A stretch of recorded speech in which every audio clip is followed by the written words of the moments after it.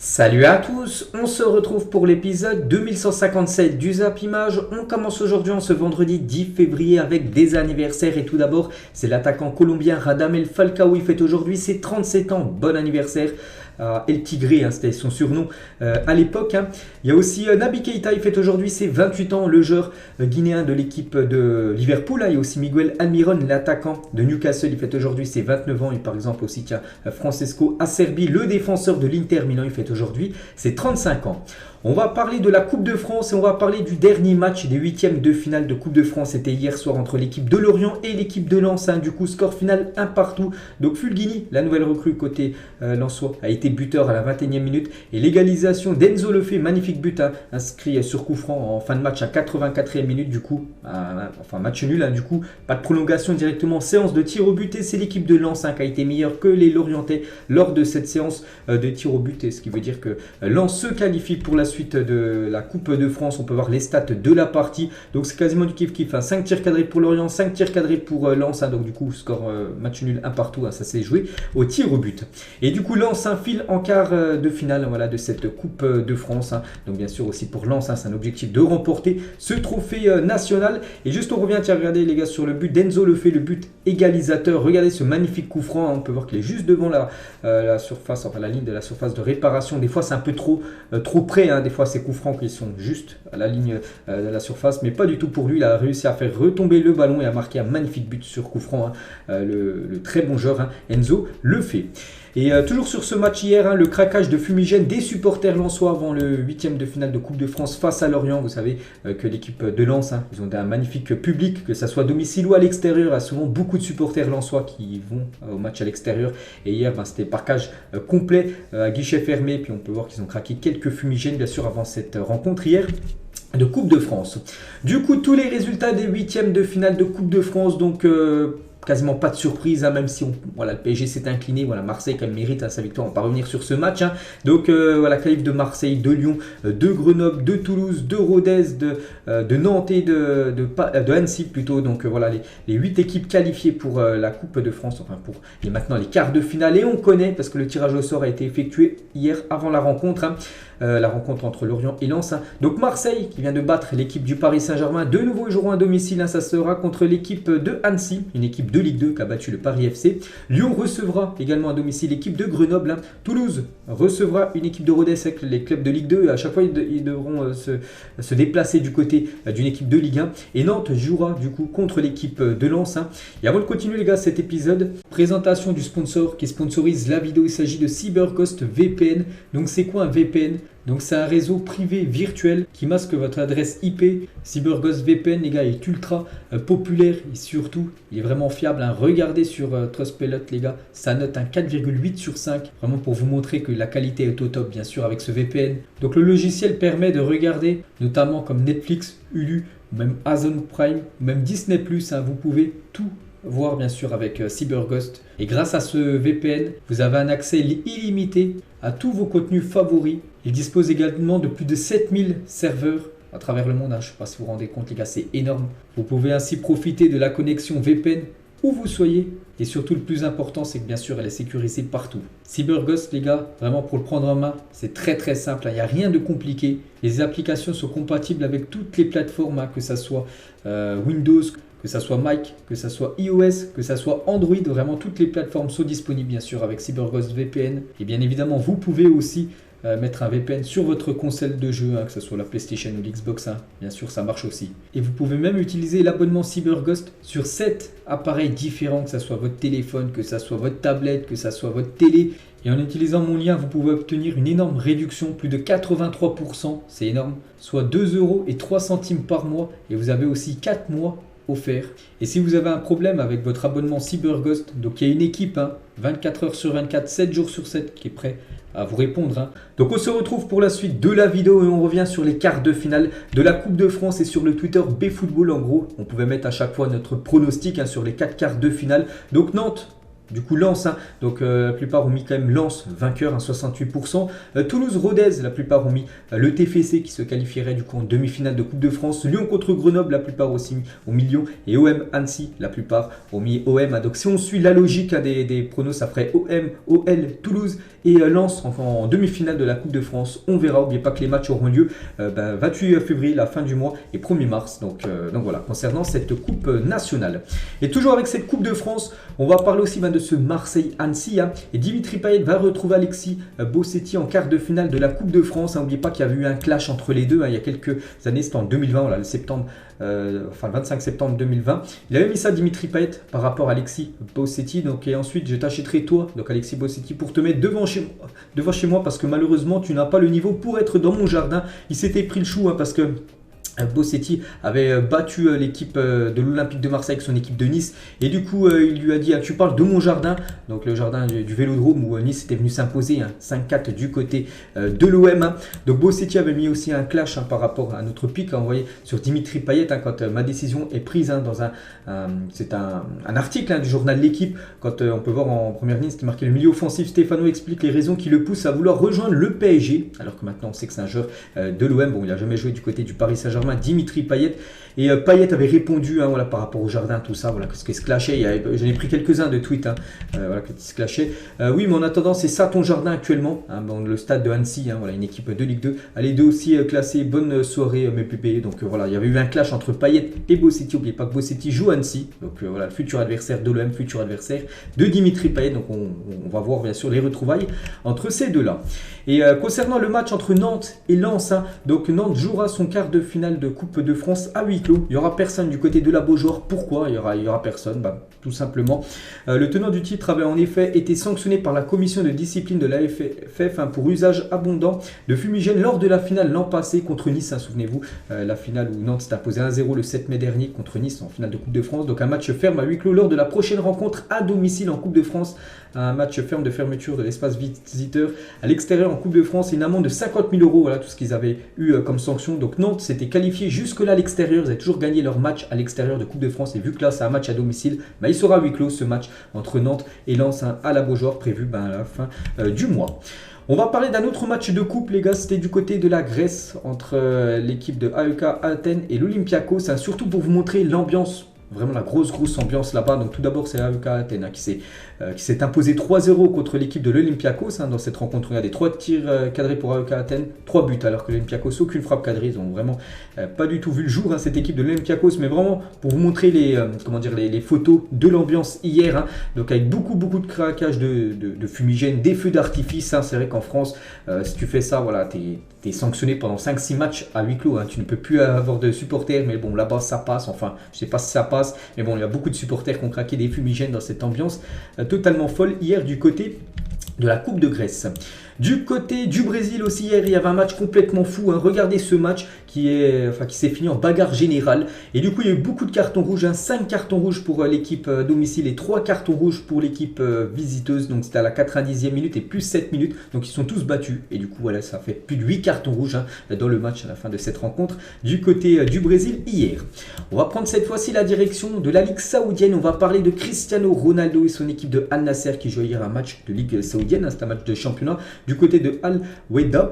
Et l'équipe de Al Nasser s'est imposée 4-0 et regardez, un buteur seulement, il en a marqué 4, c'est Cristiano Ronaldo qui a inscrit un quadruplé hier du côté de cette équipe de Al Weda. Donc félicitations à Ronaldo, félicitations à Al Nasser pour cette victoire. Donc Al Nasser, grâce à cette victoire, conforte cette première place, toujours 37 points ex aequo avec Al Shabab, mais Al Nasser a un match en retard par rapport à Al Nasser. Donc voilà le classement de la Ligue saoudienne. À noter que Al Hilal, le 4e actuellement du championnat, va jouer demain contre le Real Madrid, vous savez, en Coupe du Monde des clubs. Donc voilà le classement de cette équipe de Al Hilal. Mais nous on revient sur l'équipe de Al Nasser et sur bien sûr Cristiano Ronaldo.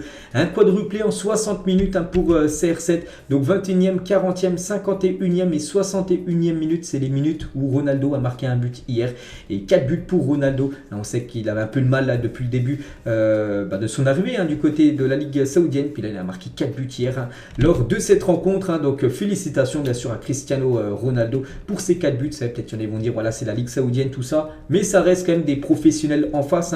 N'oubliez pas qu'il a quand même 38 ans. Puis voilà, c'est quand même énorme de marquer 4 buts. Donc voilà, Ronaldo bien sûr toujours au top niveau. Donc voilà, quelques photos de Ronaldo. Bien sûr, il a fait sa célébration. Il a pu la faire même pas mal de fois, sa célébration, où il tourne sur lui-même. Donc sur les 4 buts, il a marqué seulement un but sur penalty. Parce que peut-être il y en a qui se pensent voilà, qu'il a marqué quasiment les 4 sur penalty. Non, il y en a seulement un but sur penalty et 3 autres dans le jeu. Donc voilà, la joie de CR7. Et grâce à ces 4 buts, donc Ronaldo passe une barre symbolique, on peut dire. Donc Ronaldo dépasse la barre mythique des 500 buts en championnat. Il est même à 503 maintenant parce qu'il était à 499 avant le match. Donc 503 buts maintenant en carrière, en championnat. Bien sûr, si on prend la première ligue, la Liga où il a marqué beaucoup de buts, la Serie A. Donc maintenant 503 buts, dont 152 buts du pied faible, donc du pied gauche. Et 824 buts du coup maintenant dans sa carrière. Il est à 820, souvenez-vous, il y a quelques jours maintenant, 824, vu qu'il en a marqué 4 hier. Cristiano Ronaldo. Et oui, c'est en Arabie Saoudite, mais à 38 ans quand même. Donc Ronaldo est toujours présent, est toujours là, bien sûr. Ça fait plaisir de parler voilà, de Ronaldo avec des stats comme ça, avec des chiffres comme ça, avec un quadruplé pour Cristiano Ronaldo. Et du coup, dans le quadruplé, il y a le triplé, même s'il a encore marqué un but de plus, ce qui fait un quadruplé. Mais bon, il a quand même marqué 3 buts dans le match. Et c'est son 51e triplé de sa carrière. Regardez par année, en gros, à chaque fois, il a marqué des triplés. Donc là, en 2023, le premier. L'année dernière, il avait marqué 2 triplés. En 2021, 20 ou même 19, il avait marqué un triplé sur une année civile, de janvier à décembre. Puis on peut voir qu'il en a marqué beaucoup. C'était en 2011, 2012, 2013, 2014 quand il était au Real Madrid où il a marqué à peu près 4 voire 5 par saison de triplé. Donc voilà, bien sûr, Cristiano Ronaldo toujours au top, malgré quand même qu'il a 38 ans. N'oubliez pas, il a fêté son anniversaire, c'était il y a exactement 5 jours, Cristiano Ronaldo. Et avant 30 ans, Ronaldo avait inscrit 30 triplé et après ses 30 ans il en a inscrit 31 triplés, donc maintenant il a 38 ans, donc voilà, il a marqué plus de triplés après 30 ans que avant 30 ans, CR7, pour vous montrer bien sûr que plus il vieillit, plus il est bon, parce que d'après les stats, voilà, les triplés, il en a plus marqué, plus il était vieux. Et vu qu'il en a marqué 4 les gars, donc des triplés, je dis, il en a marqué 51 dans sa carrière, mais 4 buts minimum. Donc dans 11 fois ça lui est arrivé les gars. Regardez les 11 matchs où il a marqué minimum 4 buts ou plus, parce qu'il y a même 2 matchs contre l'Espagnol et contre c'était qui que j'avais vu une autre partie, Grenade aussi avec le Real Madrid, contre ces 2 équipes de Liga où il avait inscrit même 5 buts, un quintuplé. Sinon voilà, donc Alouebat, c'est 4 buts. Le dernier quadruplé qu'il a marqué, c'était contre la Lituanie, on peut voir, c'était le 10 septembre 2019, c'était avec le Portugal, qu'il avait marqué 4 buts. Donc voilà, félicitations bien sûr à Cristiano Ronaldo.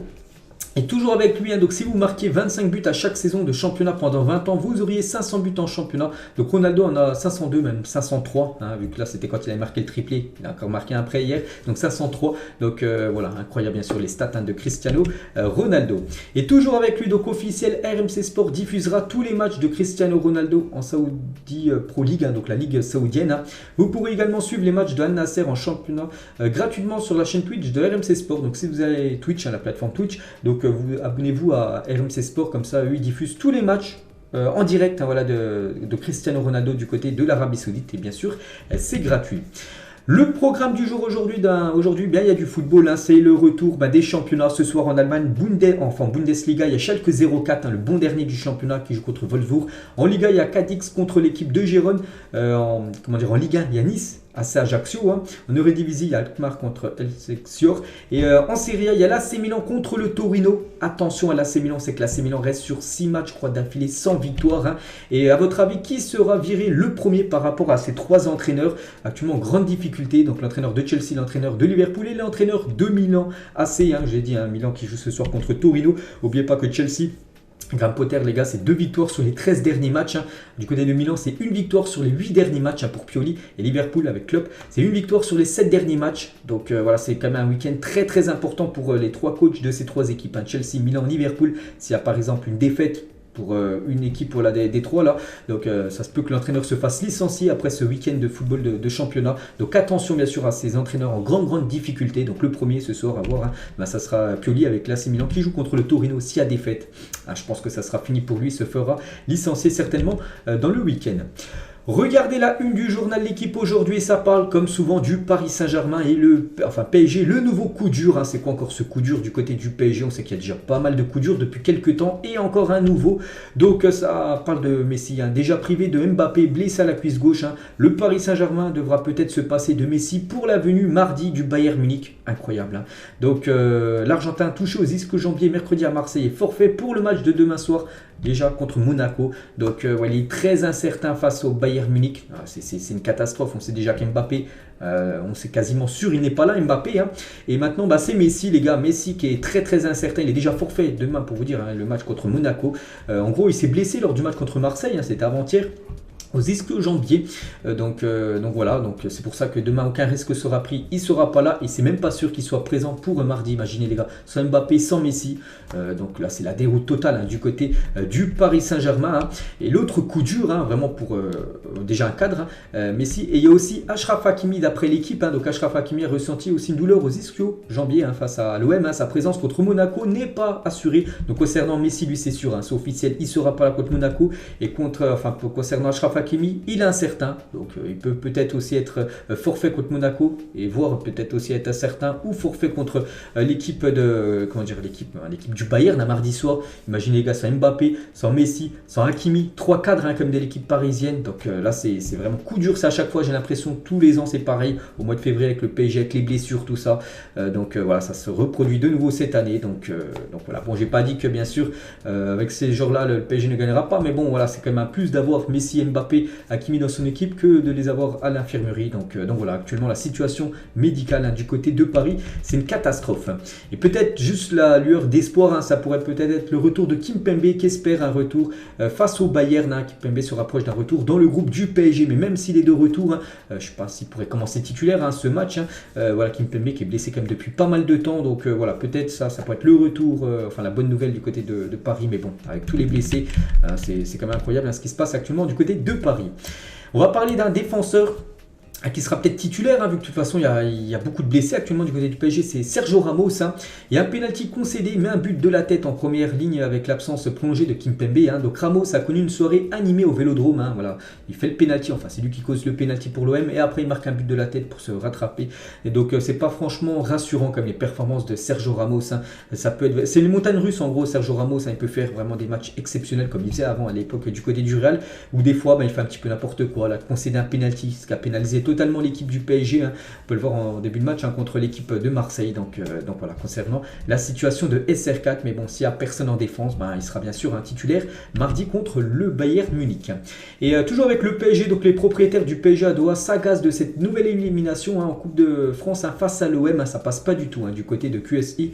Donc les prochains matchs seront décisifs sur les prises de décision en fin de saison. Hein, donc voilà, hein, c'est vrai que cette défaite elle fait très très mal, hein, comme cette défaite du PSG contre l'équipe de Marseille, hein, surtout par rapport à la différence de niveau quand même, hein, et surtout la différence d'envie, hein, que des Marseillais par rapport aux Parisiens. Et voilà, hein, c'est vrai que ça passe pas du tout, hein, du côté de Doha, du côté du Qatar, cette défaite parisienne.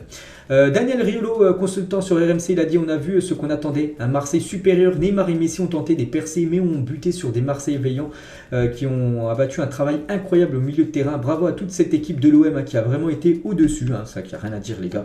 L'OM mérite totalement sa qualif, hein, et toujours avec Riolo.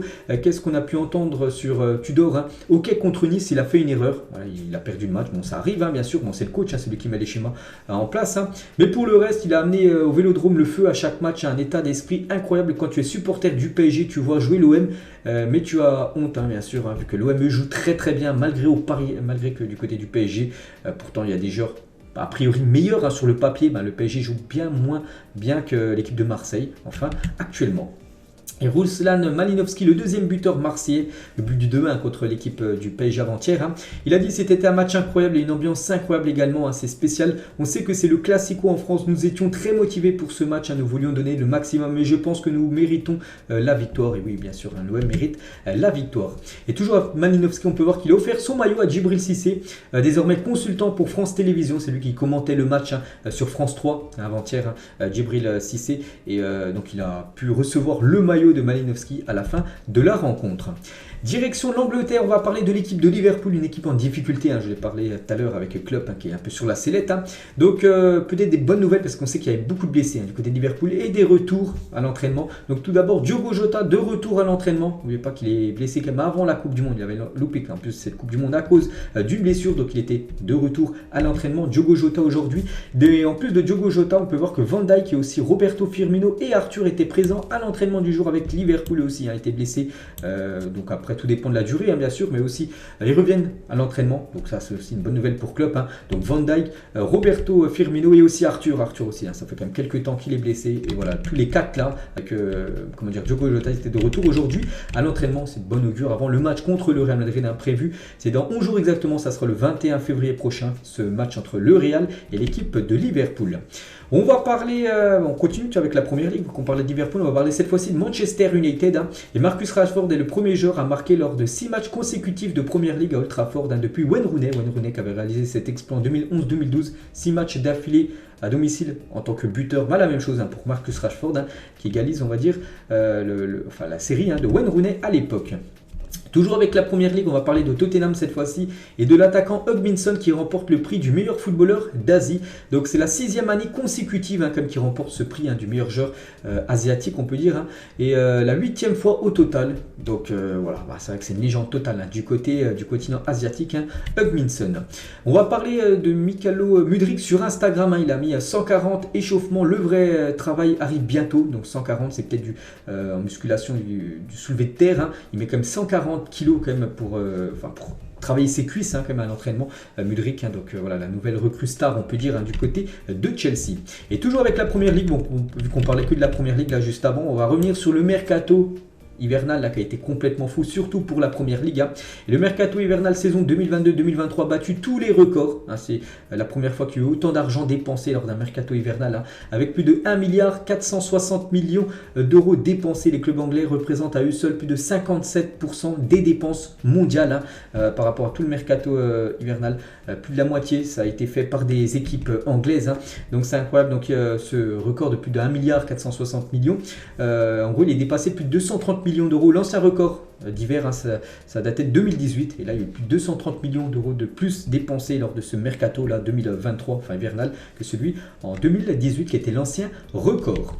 On va parler de Nicolo Zaniolo, sort du silence sur son départ. Vous savez qu'il a quitté l'AS Roma pour rejoindre l'équipe du Galatasaray. On sait que c'est officiel. Regardez, prix du transfert 16 millions d'euros plus 13 millions de bonus, un pourcentage à la revente. Voilà, c'est signé.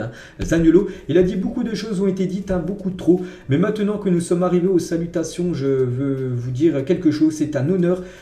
C'était un honneur éternellement reconnaissant. Voilà ce qu'il a pu mettre sur son compte Instagram par rapport à son départ de l'AS Roma pour venir du côté du Galatasaray. Et à Galatasaray, Nicolo Zaniolo portera le numéro 17 en hommage à Mohamed Emin Özcan, jeune fan de 17 ans attendant avec impatience la signature du milieu italien. Il attendait ça, qui a perdu la vie suite au tremblement de terre. Du coup, c'est pour ça qu'il va porter le numéro 17 pour lui rendre hommage, Nicolo Zaniolo, du côté du Galatasaray. Et avec Zaniolo, on peut voir aussi Juan Mata, deux joueurs du Galatasaray. Donc les joueurs de Galatasaray ont participé à une distribution de kits de première nécessité pour venir en aide aux victimes des séismes. On parle quand même depuis quelques jours, les gars. Donc voilà, on peut voir Nicolo Zaniolo qui a apporté bien sûr son aide par rapport à l'aide humanitaire, et la même chose pour Juan Mata. Et on va parler toujours du côté de la Turquie et cette première division avec le club d'Antalyaspor, un club vraiment beaucoup marqué par rapport à ce séisme. Donc c'est une équipe de première division basée près de l'épicentre du séisme survenu lundi au sud de la Turquie. Ne reprendra pas le championnat. Voilà, pour eux c'est fini le championnat, donc ils ne seront pas relégués. Voilà, ils descendront pas en deuxième division, mais ne joueront plus. Toutes les équipes qui devaient jouer contre cette équipe. Donc en gros ce sera des matchs forfaits, en gros des matchs qui ne se joueront plus parce qu'ils peuvent plus jouer parce que voilà actuellement c'est la crise, enfin c'est pas la crise, mais voilà, ils doivent tout reconstruire là-bas, donc voilà, ils ne seront pas relégués, ils repartiront la saison prochaine en première division, un Super League, donc voilà ce qu'on pouvait dire aussi du côté de la Turquie, aussi du côté de la Syrie, bien sûr, qui est aussi touché par ce tremblement de terre, donc voilà, par exemple, par rapport au match contre le PSG, donc priez bien sûr pour la Turquie. On va parler de Juan Laporta, le président du FC Barcelone. La Super League est en cours, j'en ai parlé hier soir, j'ai dit que la Super League est de retour, et voilà, donc la Super League League est en cours. Vraiment, ils veulent la créer, cette nouvelle compétition. Donc, il y a 3 clubs toujours fondateurs, le Barça, le Real et la Juventus. Ça bouge pas. Ils ont toujours été dans la Super League. Ces trois-là, malgré qu'ils jouent aussi avec la Ligue, l'UEFA, la Ligue des Champions, en gros. Donc, il a dit, Laporta, la Super League avance. Ça sera une Super League ouverte. On ne veut pas rompre le dialogue avec l'UEFA. N'oubliez pas que la Super League n'a rien à voir avec l'UEFA. C'est pour ça que l'UEFA n'aime pas la Super League, parce que c'est des concurrents pour eux, pour l'argent et tout. Sûr, ça passe pas du tout. Donc voilà, actuellement, cette Super League, on va parler, je pense, de plus en plus, parce qu'ils veulent vraiment la mettre en place, du côté de Barcelone, du côté de la Juventus ou même du côté du Real. Et toujours avec Laporta, il a parlé aussi d'Ousmane Dembélé. Donc Dembélé est content et nous le sommes aussi. Nous l'apprécions beaucoup. Et c'est un élément important pour cette équipe. Ça se termine en 2024. Voilà son contrat, encore 1 an et demi, on va dire. Mais il est sous contrat pour l'instant et on veut qu'il continue. En gros, le Barça pourrait déjà proposer de prolonger Ousmane Dembélé de, je sais pas, 2-3 saisons de plus pour le français. Et toujours du côté du FC Barcelone, on a appris la disparition. Donc annoncé ce matin le décès de l'ancien joueur Marcos Alonso Pena, le papa du défenseur de l'équipe. Vous savez qu'il y a Marcos Alonso, ancien joueur de Chelsea maintenant qui joue du côté du Barça. Et son papa jouait à l'époque du côté du FC Barcelone. Et on a appris aujourd'hui, enfin je sais aujourd'hui ou demain, enfin hier plutôt, le décès de son papa. Donc voilà, grosse pensée bien sûr à la famille Marcos Alonso. On va parler de Inaki Williams, vous savez ce joueur de Bilbao qui a enchaîné match sur match, il n'était jamais blessé et puis du coup il avait loupé un match il y a quelques jours pour cause de blessure. Il a dit quand je me suis blessé je n'ai pas pensé au record mais au fait que je ne pouvais plus faire ce que j'aime le plus, donc jouer au football. Mon corps a dit stop, je dois m'arrêter, me remettre à 100%, c'est un record qui sera difficile à battre. Je me souviens plus exactement c'est combien de matchs d'affilée, je crois que c'est plus de 200 matchs d'affilée quand même qu'il avait disputé sans être blessé, donc c'est vrai que ce sera un record très difficile à battre, surtout au vu maintenant des matchs quasiment tous les 3 jours et bien sûr le risque de blessure est à chaque fois très fort. De Laurentiis, le président de Naples, regardez ce qu'il a dit en conférence de presse. Je suis favorable à la suppression des mi-temps. Il trouve que les mi-temps ça sert à rien. Je mettrai une pause de 2 minutes toutes les 10 minutes de jeu pour permettre aux entraîneurs d'intervenir pendant 2 minutes et de parler à leur équipe. Des pénalités de 10 minutes pour les jaunes et de 30 minutes pour les cartons rouges. C'est-à-dire par exemple un joueur prend un carton jaune pendant 10 minutes, t'es dehors, un peu comme le carton blanc si vous jouez dans le football amateur. Et pour les rouges, ce serait 30 minutes lors d'une rencontre. Donc voilà ce qu'aimerait faire De Laurentiis, les nouvelles règles du football. Bon, pour l'instant, bien sûr, il rêverait ça pour que ça arrive. On est encore très très loin. Si Manchester City est sanctionné, Erling Haaland envisagera de changer de club. Vous savez que City actuellement, ils vont partir au tribunal, en procès contre la Première Ligue, parce que la Première Ligue les accuse de plus de 100 infractions quand même à cette équipe de City. Et bien sûr, s'ils sont sanctionnés, je ne sais pas s'ils sont exclus de Première Ligue, s'ils sont exclus, j'en sais rien, de la Ligue des Champions, s'ils jouent avec beaucoup de points en moins, tout ça, il y a des joueurs cadres comme Erling Haaland, il pourrait quitter le club. Donc le Norvégien se pose actuellement des questions sur son avenir. Sa clause libératoire serait de 150 millions d'euros activable dès 2024, dès l'été 2024. C'est pour ça que 150 millions d'euros, ça reste une très très grosse somme. Mais pour Haaland, je pense qu'il vaut, je pense même qu'il vaut plus cher au vu de ses performances. Et je pense 150 millions d'euros, il y aura beaucoup d'équipes, au moins 5-6 clubs qui pourraient bien sûr se permettre de lever sa clause libératoire. Et toujours avec Haaland, même s'il est sur cette photo, on ne va pas parler de Haaland, on va parler plutôt du gardien par terre. C'est Hugo Lloris, je l'avais dit hier, Hugo Lloris ça sentait pas bon, il était blessé et du coup l'entraîneur adjoint de Tottenham, Christian Stellini, confirme l'absence de Hugo Lloris, blessé un genou pour 5 à 7 semaines. Donc il manquera notamment le 8e de finale de Ligue des Champions contre l'AC Milan, un match aller, match retour, il ne sera pas là lors de ce Tottenham Milan AC, Hugo Lloris. Des nouvelles de Abdou Diallo, le joueur du Paris Saint-Germain prêté du côté de Leipzig. Le RB Leipzig ne lèvera pas l'option d'achat d'Abdou Diallo, le défenseur sénégalais, jugé trop cher. Le joueur fera donc son retour au PSG cet été, vu que l'équipe de Leipzig ne l'achètera pas. Donc voilà, retour au Paris Saint-Germain pour Abdou Diallo normalement l'été prochain. Dinora Santana, l'ex-femme de Dani Alves, c'est pas sa femme actuelle qui va demander le divorce par rapport à ce qu'il a fait, c'est son ex-femme en gros. Donc elle a dit il est incapable de faire une chose pareille, de déshonorer une femme. Je le connais depuis 22 ans, tout le monde sait qu'il est et qu'il ne serait pas capable de choses comme ça par rapport à ce qu'il est accusé d'agression sexuelle. La situation est extrêmement douloureuse pour tous ceux qui connaissent en gros Dani Alves, qui est toujours bien sûr actuellement incarcéré du côté d'une prison à Barcelone. Officiel des finalistes pour le trophée The Best de meilleur entraîneur de l'année. Donc il y a Scaloni, Guardiola et Ancelotti. Un sera l'heureux élu.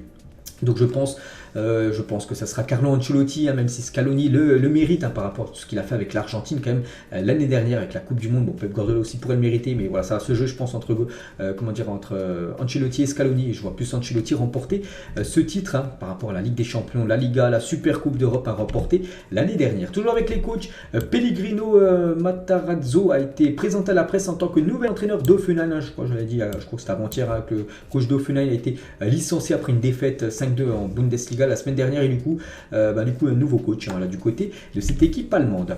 On va parler de Ronaldinho. On devrait avoir droit à un retour sur les terrains de Ronaldinho. Le Brésilien devrait participer plutôt à la Kings League, une compétition de football à 7 organisée par Gérard Piqué. Vous savez, cette compète que Gérard Piqué a créée. En gros, Ronaldinho devrait participer à quelques rencontres en gros, donc on a hâte de voir bien sûr le retour de Ronaldinho sur les pelouses. Et concernant son fils, donc Juan Laporta confirme que le fils de Ronaldinho, Raúl Mendes, 17 ans, jouera pour Barcelone. Il a dit: nous sommes fiers de poursuivre la saga Ronaldinho. Son fils Raúl aura un contrat avec nous, il est bon parce qu'il était à l'essai depuis début janvier du côté du FC Barcelone, donc l'équipe jeune, et du coup l'essai a été convaincant, et du coup le Barça va lui proposer de signer un contrat jeune du côté du club. Donc peut-être dans le futur on pourra le voir jouer avec l'équipe première, bien sûr, si il a le même talent que son papa.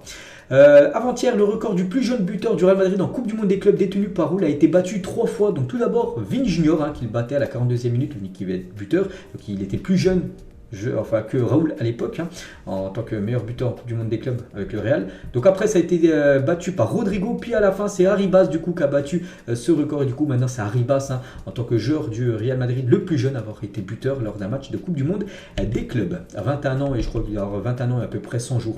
Arribas. Toujours avec le Real, les vrais madrilènes, les deux cracks brésiliens, Rodrigo et Vini Junior, on peut voir qu'ils embrassent bien sûr l'emblème, le logo du club du Real. Et toujours avec le Real, donc Raúl est candidat pour entraîner le Real Madrid si Carlo Ancelotti venait à partir. C'est que cette rumeur on l'entend de plus en plus. Et c'est qu'Ancelotti, les gars, on annonce peut-être son départ. Bon, ça serait l'été prochain, il pourrait peut-être prendre le Brésil, la Seleção, l'équipe brésilienne. Et Raúl serait l'entraîneur parfait pour lui succéder actuellement. C'est l'entraîneur de l'équipe réserve, l'équipe B madrilène. En ce jour, les gars, en 2004, donc c'était 10 février donc 2004, Chelsea a signé Petr Cech. Donc lors de sa première saison au club, donc les Blues déjà gagnent le championnat d'Angleterre, la première ligue, pour la première fois en 50 ans. Ça faisait 50 ans qu'ils n'avaient pas remporté la première ligue. Il arrive et gagne déjà la première ligue. Bon, il n'a pas marqué de but, mais il a sauvé beaucoup de buts, on peut dire. Donc il établit le record du plus grand nombre de clean sheets en une saison, 25 clean sheets en 38 matchs. Rendez-vous compte, c'est complètement fou.